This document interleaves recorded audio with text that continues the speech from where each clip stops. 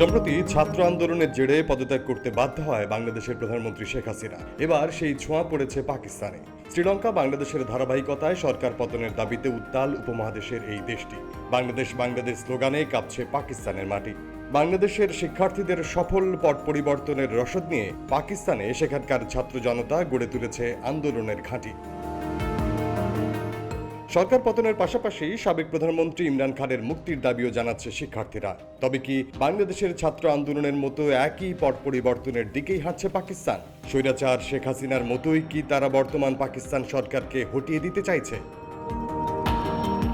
পাকিস্তান গণমাধ্যমের দাবি, স্বৈরাচার হাসিনা সরকারের পতন ঘটানো বাংলাদেশি ছাত্রদের আন্দোলনে অনেকটাই প্রভাবিত দেশটির শিক্ষার্থীরা। বাংলাদেশ থেকে জুগিয়েছে বিক্ষোভের অনুপ্রেরণা। বাংলাদেশি ছাত্র আন্দোলনের ছাপ অনেকটাই স্পষ্ট পাক রাজপথেও। নানা ধরনের বাংলা স্লোগানে মুখরিত হচ্ছে দেশটির রাজপথ।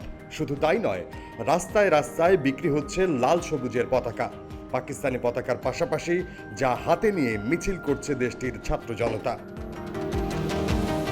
এদিকে আন্দোলনকারীদের ধর্ম নিয়ে প্রশ্ন তুলেছেন পাকিস্তানি সেনাপ্রধান জেনারেল আসিম মুনির। তিনি বলেন, আন্দোলনকারীরা মুসলিম নয়। গেল শুক্রবার দেশের সংবিধান পুনরুদ্ধার এবং ছাত্র সংঘগুলোকে উজ্জীবিত করতে আন্দোলনের ডাক দেয় পাকিস্তানের প্রধান বিরোধী দল পিটিআই এর ছাত্র শাখা আইএসএফ। 30 আগস্টের মধ্যে ইমরান খানকে মুক্তির আলটিমেটামও দেয় পাকিস্তানের স্টুডেন্ট ফেডারেশন।